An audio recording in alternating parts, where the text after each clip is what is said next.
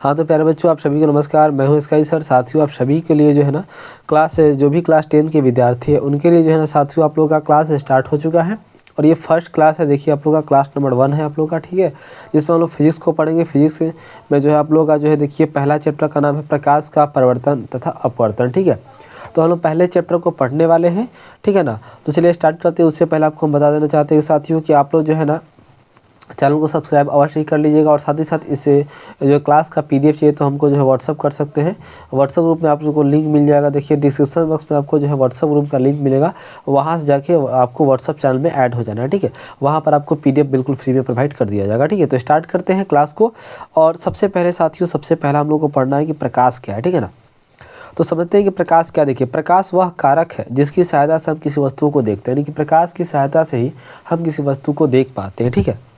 वास्तव में प्रकाश जब वस्तुओं से टकराकर हमारी आंखों तक पहुंचती है तभी हम किसी वस्तु को देखते हैं। जैसे समझिए ध्यान से, यहाँ पर आपको हम समझाने का प्रयास बिल्कुल करेंगे। देखिए यहाँ पर जैसे समझिए ध्यान से, यहाँ से मान लीजिए कि यहाँ पर जो है कोई वस्तु रखा हुआ है, ठीक है ना। यहाँ पर कोई वस्तु रखा हुआ है, तो कोई वस्तु रखा है और यहाँ पर जो है साथियों देखिए समझिए कि यहाँ पर मान लीजिए प्रकाश है। क्या है? यहाँ पर कोई प्रकाश है, ठीक है ना। तो जब प्रकाश जो है प्रकाश यहाँ पर टकराएगी और टकराने के बाद हमारी आंखों पर टकराएगी तब हम किसी वस्तु को क्या कर सकते हैं, देख सकते हैं, ठीक है। यानी कि प्रकाश अगर डायरेक्ट आपकी आंखों पर जाएगी तब आपको वस्तु दिखाई नहीं देगी। इसलिए प्रकाश जो है जब वस्तु से टकराकर आपकी आंखों तक जाएगी तब उस वस्तु को आप देख पाएंगे, ठीक है। समझ गए? चलिए आगे बढ़ते हैं। अगला देखिए, अगला समझते हैं ध्यान से। अब देखिए प्रकाश के गुण, प्रकाश के क्या गुण होते हैं समझिए ध्यान से। देखिए सबसे पहला बात यह है प्रकाश के गुण में समझते हैं ध्यान से प्यारे बच्चों। यहाँ पर आपको देखिए बढ़िया समझाने का प्रयास करेंगे, ठीक है। प्रकाश के गुण सबसे पहले, ठीक है। तो प्रकाश के गुण में हम समझ सकते हैं देखिए कि प्रकाश जो है ना एक सीधी रेखा में गमन करती है। प्रकाश हमेशा किस रेखा में गमन करती है? तो सीधी रेखा में गमन करती है। दूसरा फैक्ट ये है कि प्रकाश जो है साथियों विद्युत चुम्बकीय तरंग है। प्रकाश क्या है? तो विद्युत चुम्बकीय तरंग है, इसलिए इसे संचरण के लिए माध्यम की आवश्यकता नहीं पड़ती है, ठीक है ना। प्रकाश को जो है ना संचरण के लिए किसी भी माध्यम की आवश्यकता नहीं पड़ती। इस चीज़ को जान गए? आप समझिए। तीसरा फैक्ट ये है कि प्रकाश अपारदर्शी वस्तुओं की तीक्ष्ण छाया बनाता है। यानी समझिए ध्यान से, जैसे मैं यहाँ पर हूँ तो यहाँ पर मैं हूँ, तो प्रकाश अगर यहाँ पर जाएगा, प्यारे बच्चों समझो, यहाँ से अगर प्रकाश जाएगा, यहाँ से समझते हैं कि प्रकाश अगर जाएगा, आप लोग यहाँ से समझिए कि प्रकाश अगर जाता है, यहाँ से समझिए कि अगर यहाँ पर प्रकाश है, ठीक है, प्रकाश। और प्रकाश जब हमारी जो है हमारे पास जाएगा तो हमको तो आर पार नहीं कर पाएगा प्रकाश, तो मेरी छाया जो है यहाँ पर नीचे की तरफ तिरछा बनाएगा, ठीक है। तो इसीलिए वही कहा जा रहा है कि समझिए ध्यान से कि प्रकाश जो है ना अपारदर्शी वस्तु, यानी कि जो अपारदर्शी वस्तु होते हैं उनकी जो है तीक्ष्ण छाया बनाता है, यानी कि तिरछा छाया बनाता है। समझ गए? अब देखिए चौथा फैक्ट ये है कि प्रकाश की चाल निर्वात में सबसे अधिक होती है। तो होती कितनी है? तो याद रखिए 3 गुणे, कितनी? 3 गुणे 10 के पावर 8 मीटर पर सेकंड होती है। समझ गए? इतनी होती है। समझ गए? चलो यहाँ तक भी किसी को दिक्कत नहीं है। अगला देखिए, आगे समझते हैं। इसके बाद का जो टॉपिक है वो आपका टॉपिक क्या समझिए ध्यान से। इसके बाद का टॉपिक जो है वो है प्रकाश का स्रोत, ठीक है। प्रकाश के स्रोत के बारे में जानना है तो समझते हैं ध्यान से प्रकाश का स्रोत क्या। देखिए तो प्रकाश का स्रोत, ठीक है, प्रकाश के स्रोत देखिए जिस वस्तु से प्रकाश निकलता है उसे प्रकाश स्रोत कहते हैं। यानी कि जहाँ से, जैसे आप समझिए जैसे यहाँ पर ये है, तो अगर यहाँ से प्रकाश निकल रही है, यहाँ से क्या निकल रही है? प्रकाश निकल रही है यहाँ से, तो ये कहला जाएगा प्रकाश स्रोत। यानी कि जहाँ से प्रकाश निकलता है उसे हम लोग क्या कहते हैं? तो प्रकाश स्रोत कहते हैं। इजी है ना। फैक्ट नंबर 1 कि प्रकाश स्रोत प्राकृतिक यानी कि नेचुरल और मानव निर्मित होते हैं। यानी कि प्रकाश स्रोत जो है 2 प्रकार के होते हैं। कैसे होते हैं? एक प्राकृतिक स्रोत होता है, एक मानव निर्मित स्रोत होता है, ठीक है। जैसे सूर्य, तारे आदि प्रकाश के प्राकृतिक स्रोत है। देखिए सूर्य हो गया, तारे हो गया, ये जो है प्राकृतिक स्रोत है, क्योंकि ये प्राकृतिक है और इससे प्रकाश निकलते हैं, ठीक है। तीसरा है कि मोमबत्ती, लेप, दिया, बल्ब आदि प्रकाश के मानव निर्मित स्रोत है। यानी कि देखिए मानव निर्मित स्रोत जो मानव बनाया हो और प्रकाश निकलता हो, जैसे मोमबत्ती हो गया, लेप हो गया, दिया हो गया, बल्ब हो गया, ये मानव द्वारा बनाया हुआ है और इससे प्रकाश निकलता है तो ये मानव निर्मित स्रोत हो जाएगा, ठीक है। अगला फैक्ट देखिए, अगला फैक्ट आपका क्या है समझिए।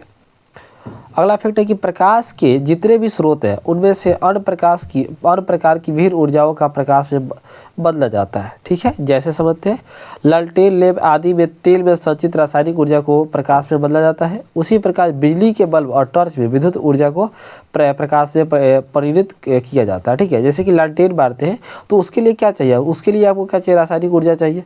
अब बिजली बल्ब में जो है टॉर्च में विद्युत ऊर्जा चाहिए। समझ गया ना। तो यहाँ पर फर्क है। अब देखिए अतः प्रकाश एक प्रकार की ऊर्जा है। प्रकाश एक प्रकार की क्या है? ऊर्जा है।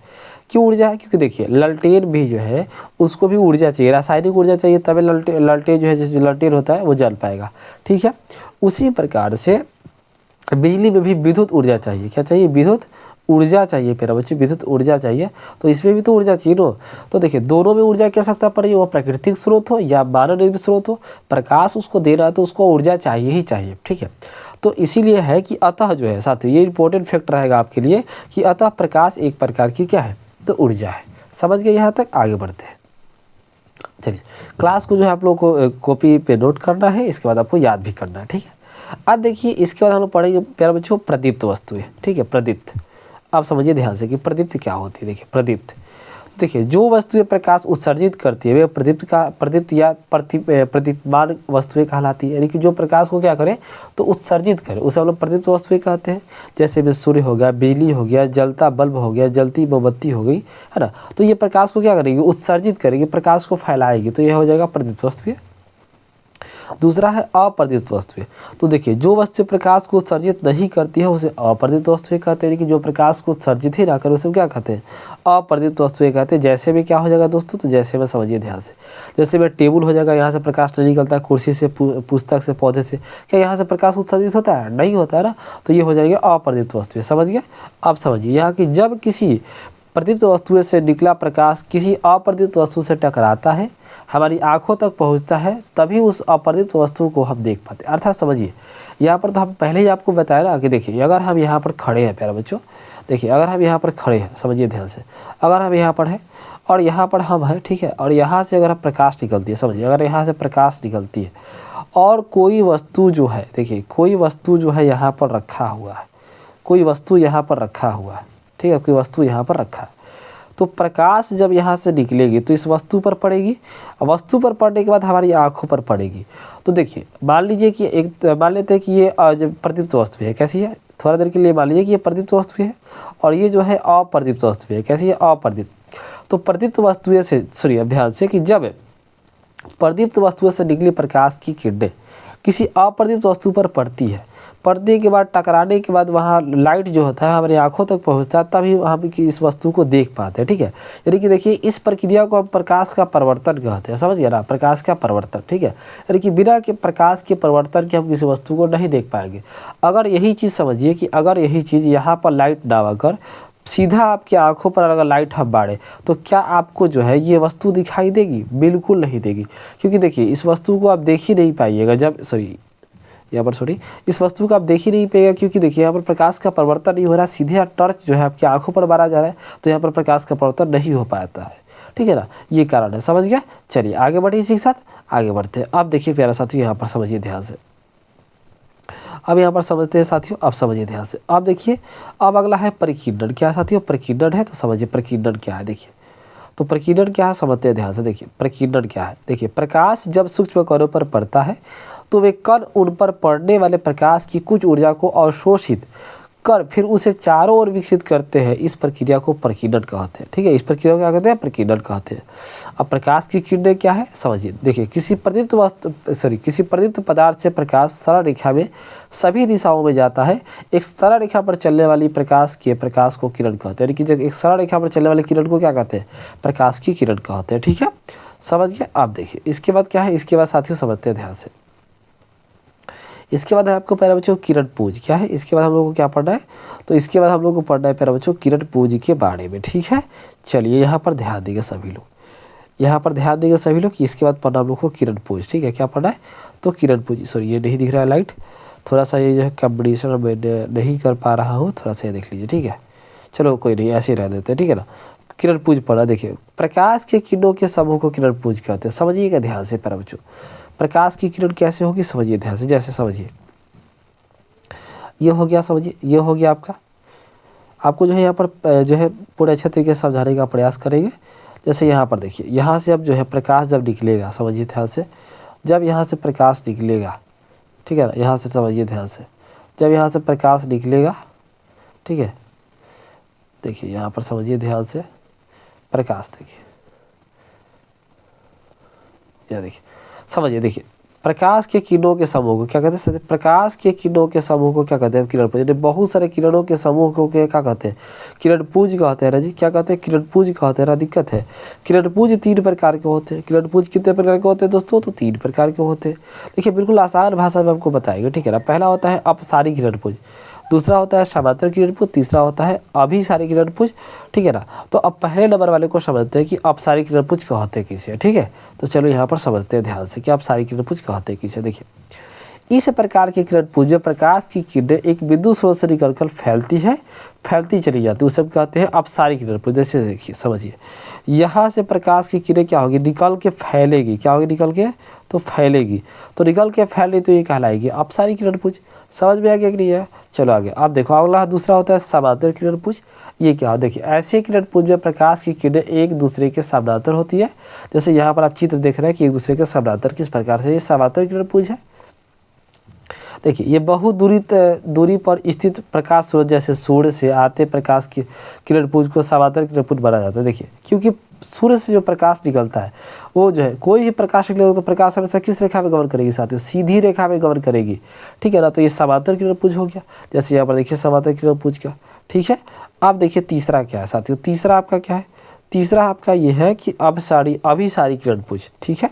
देखिए इस प्रकार के किरणपुंज में प्रकाश की किरणें एक बिंदु पर आकर मिलती हुई प्रतीत होती है।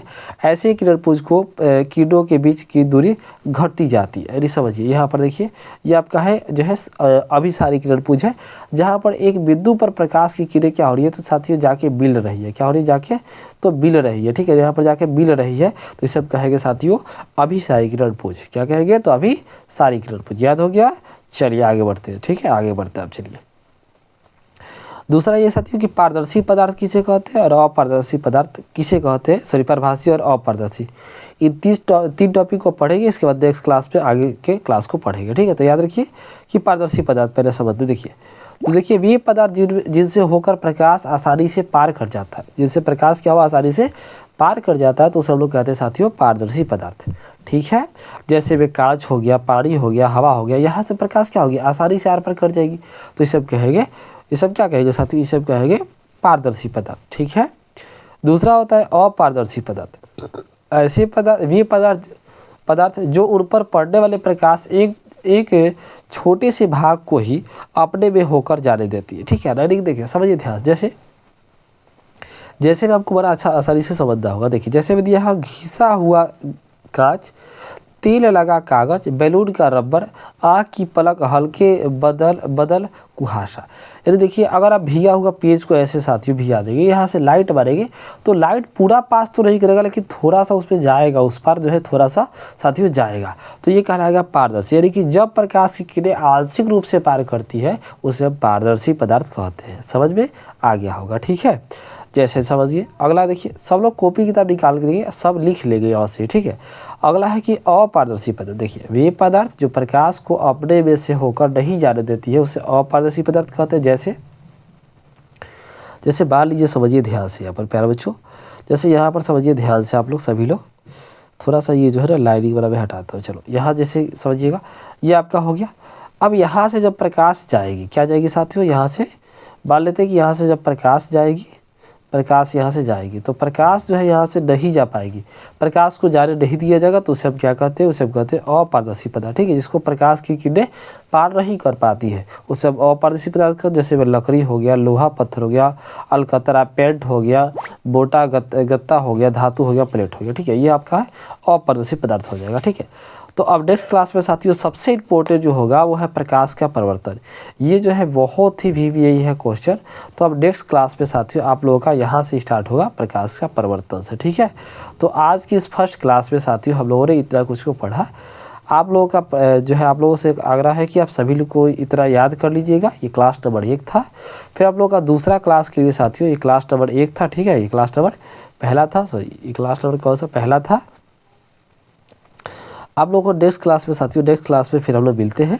और क्लास नंबर 2 के साथ चैनल को सब्सक्राइब अवश्य कर लीजिएगा, इसका स्टडी पॉइंट को, और अपने दोस्तों के पास शेयर कर दीजिएगा, ठीक है। PDF चाहिए तो इसका व्हाट्सअप कर दीजिए आपको जल्दी से, वहाँ पर आपको PDF मिल जाएगा। तो थैंक्स फॉर वॉचिंग, मिलते हैं दूसरे क्लास में। जय हिंद।